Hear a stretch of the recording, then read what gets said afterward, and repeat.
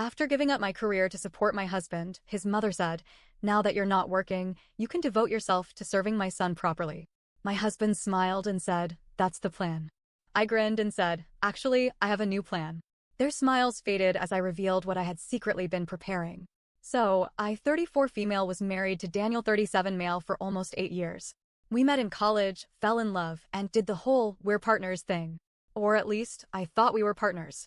Turns out, I was just playing my role in a script someone else wrote. His mother, Margaret, 64 female. Margaret never liked me.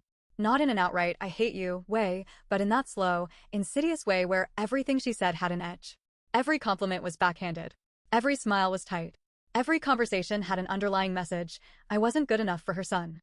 Which was funny, considering I was the one who had the better job, made more money, and handled most of the adult stuff in our marriage. Bills, groceries, appointments, you name it. Daniel worked in finance, but he had a history of job hopping. I never made a big deal about it. People switch jobs. Careers shift. I had no problem being the steady one. But Daniel and Margaret? Oh, they had a problem with it. About a year ago, Daniel started talking about having kids. I wasn't against it, but I wasn't ready. I had spent years building my career, and I wasn't about to throw it away just because my biological clock was ticking, as Margaret so kindly put it. Daniel acted disappointed, but said he understood. Then he got laid off. At first, I was supportive. I told him to take his time looking for something new. We weren't struggling financially, so I figured a couple of months off wouldn't hurt. But months passed and he wasn't looking. At all. Instead, he was relaxed. He started sleeping in. He played video games for hours. He picked up hobbies like baking and suddenly started acting like a stay-at-home husband.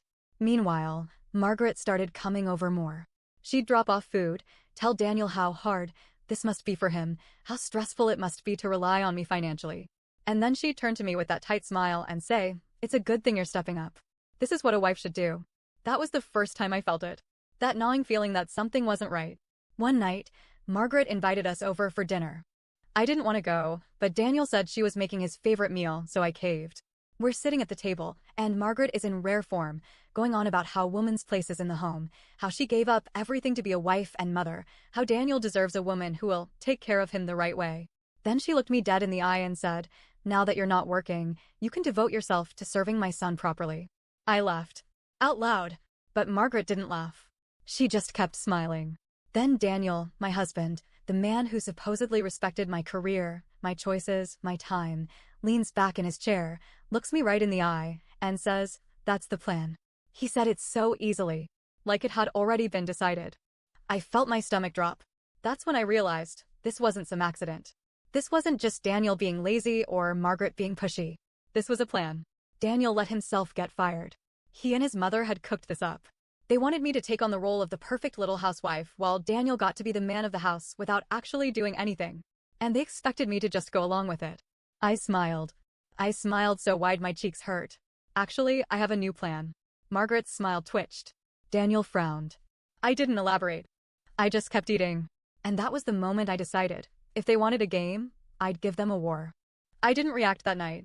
I didn't fight. I didn't argue. Instead, I nodded along, pretended to agree, let them think they had me. Then I got to work. For the next 6 months, I played the part while setting up my escape. I found a divorce lawyer. A damn good one. I didn't want to just leave, I wanted to leave with everything I was owed. We had a joint account. I stopped using it. Instead, I slowly funneled my direct deposits into a new account under my name only. I left just enough in the joint account to keep up appearances. I started keeping records. Every conversation. Every text. Every call where Margaret talked about how I needed to serve Daniel. Every time Daniel mentioned how nice it would be for me to finally focus on the home. And the cherry on top? Daniel's Snapchat messages to his friends where he bragged about how he had finally broken me. How I was giving in. How I was about to be the wife he always wanted. I screenshotted everything. I started job hunting quietly. Found an even better position. One that paid more and offered relocation. Because I wasn't just going to leave Daniel. I was going to disappear. As the months passed, I started acting more submissive. I stopped arguing. I let Daniel and Margaret believe I was falling into place. Margaret became smugger. Daniel became lazier. And then, they made a mistake. One night, Daniel sat me down and said, "Since you're home more now, I think it's time we started trying for a baby. Not if I wanted to. Not, how do you feel about this?" He had already decided. I looked at him and asked, "Who's going to pay for everything?" He blinked. "Well, you'll be home, so I'll take care of the finances." I laughed. "With what job?" He had no answer. Margaret jumped in with, "Daniel will find something soon. But a baby is more important than a paycheck." That's when I knew they were never going to let me go back to work. A few days later, I found out Daniel had taken my name off our lease. He had unilaterally renewed it without me. Meaning, if I left, I'd have no claim to our home. He wasn't planning for me to leave. He was planning to trap me. And that's when I decided it was time. I didn't react when I found out about the lease. I didn't scream, didn't cry, didn't ask him why. I just stared at the email from the landlord, confirming the renewal, with only Daniel's name on it. He had done it behind my back. He had removed me from our home, legally locking me out of the place I paid for, while still expecting me to cook, clean, and make babies for him. I felt sick. That night, I acted normal. I made dinner, sat across from him, watched him eat like nothing had changed. But inside, I was done. I had been planning to leave, but now I wanted more. Daniel and Margaret had spent months treating me like I was stupid. Like I would just accept my new life. Like I wouldn't fight back. So I changed my plan. I wasn't just going to leave. I was going to burn it all down first. For the next few weeks, I let myself become exactly what they wanted. I started dressing the way Margaret liked, soft colors, no makeup, modest outfits. I cooked full meals, let Daniel brag to his friends that I was settling into my role. I even let him think we were trying for a baby. I threw out my birth control pills right in front of him. Except, they were already empty. I had flushed the real ones weeks ago. Margaret was thrilled. "Finally, you're making the right choices." Daniel was smug. "See? I told you she just needed time." I smiled and nodded. Meanwhile, behind the scenes, I was preparing for war. One afternoon, I accidentally left my laptop open with a job offer email visible. Just enough for Daniel to see. He saw it. I knew because, that night, he was different. Less relaxed. More watchful. "Are you still looking for jobs?" he asked. I frowned, acting confused. "What?" "No. I told you, I'm happy." He stared at me. I stared back.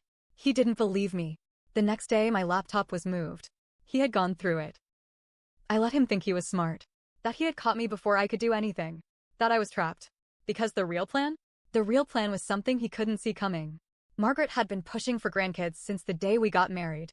Daniel, ever the golden child, was desperate to give her one.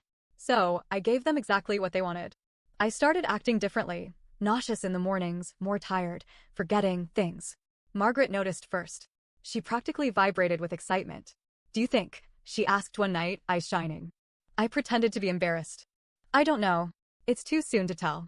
She immediately made Daniel go buy pregnancy tests. I took them. And, surprise, they were negative. Margaret was disappointed. But I just sighed and said, maybe it's too early. So I took another test. And another. And another. All negative. And then, a week later, one was positive. Daniel lost his mind with excitement. Margaret started crying. I just smiled. Because that test? It wasn't mine. I had taken a real test earlier that week. Negative, of course. But I had a friend who was actually pregnant. And let's just say, she owed me a favor. Margaret went into full wedding planner mode, but for a baby. She started ordering nursery furniture.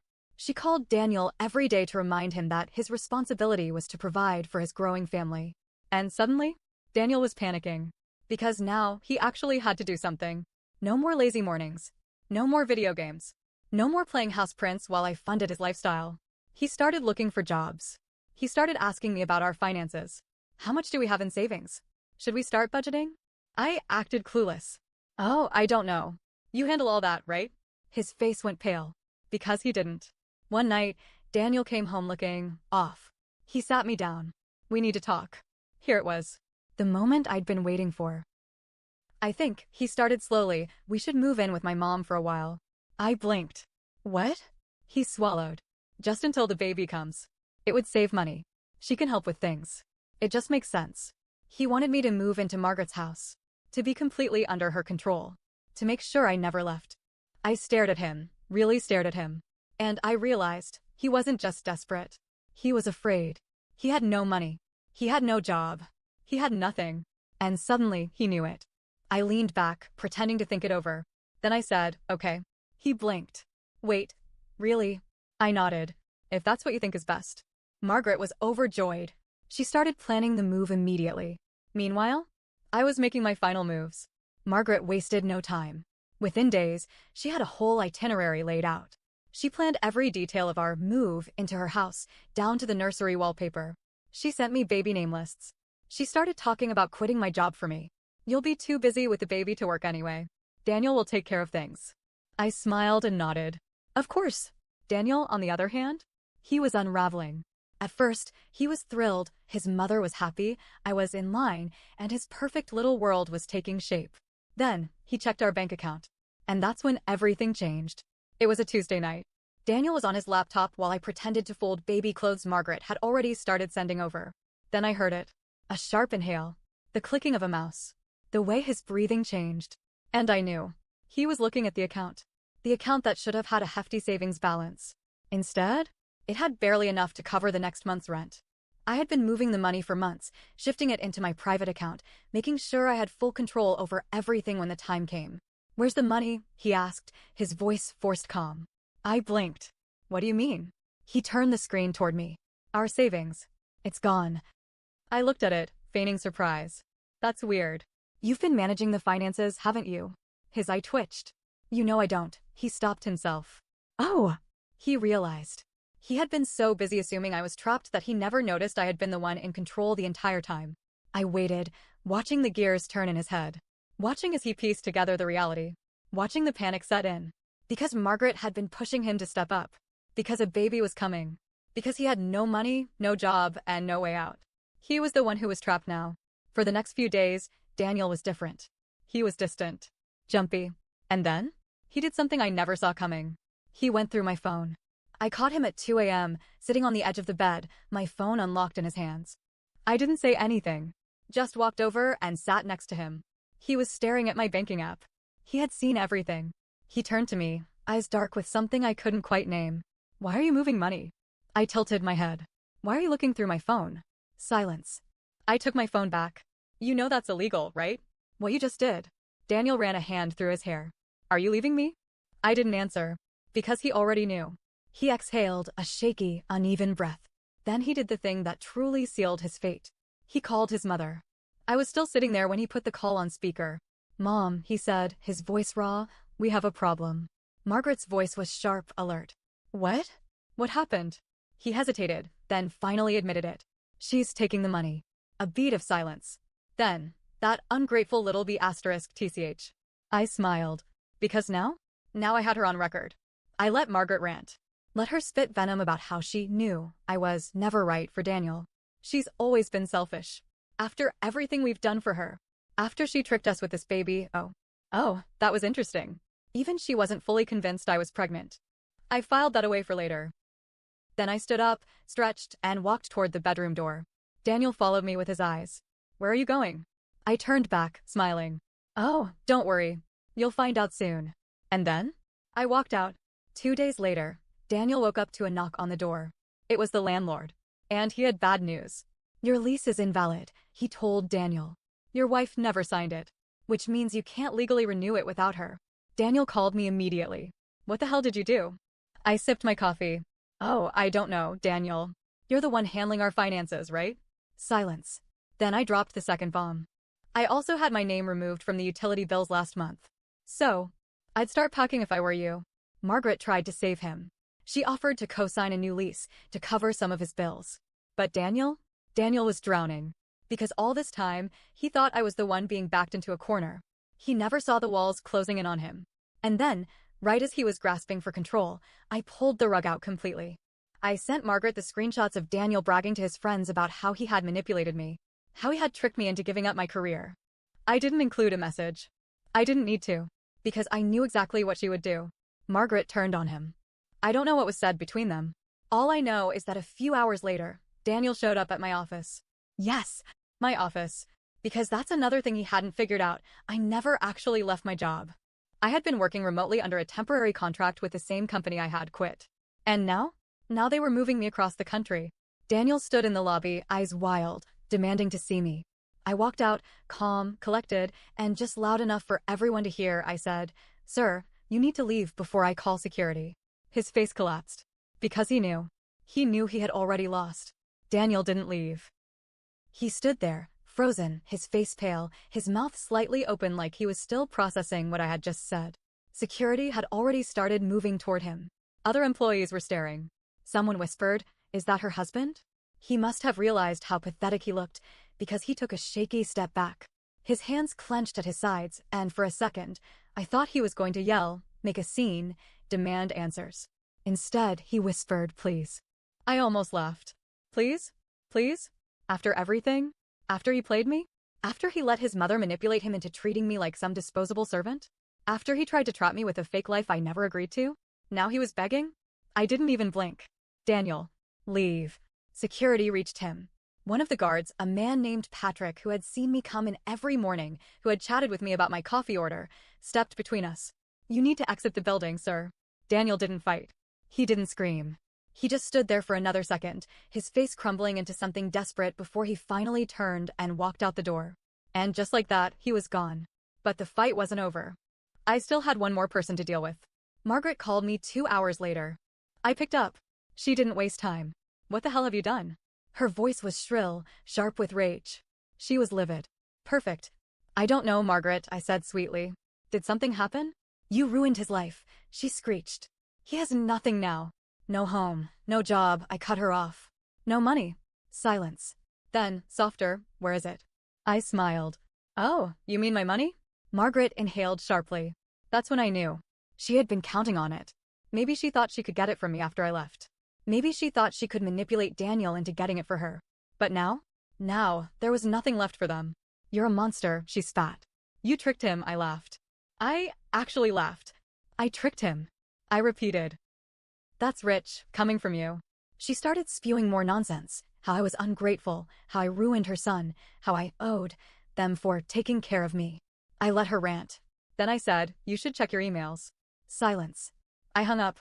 Because Margaret? She was about to receive the final nail in the coffin.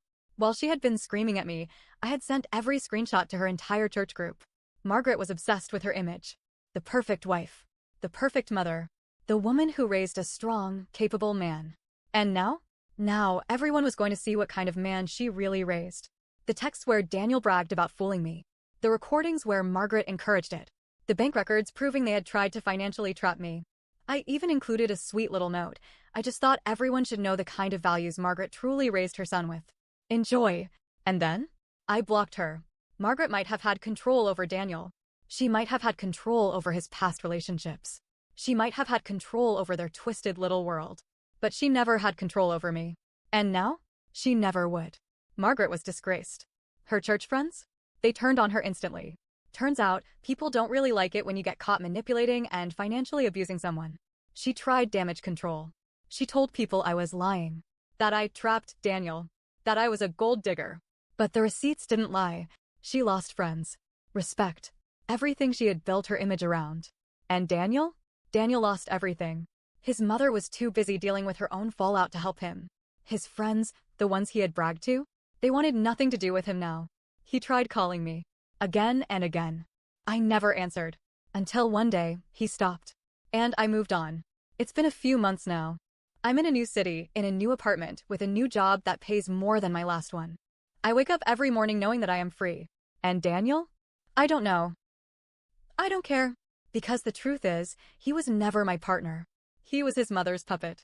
A weak man who thought he could trap me, not realizing I was 10 steps ahead the entire time. I should have seen it earlier. Maybe I did, but I ignored it. Maybe part of me thought I could love him into being a better man. But love isn't enough when someone is willing to betray you. And now? Now, he's the one left with nothing. Just like he planned for me.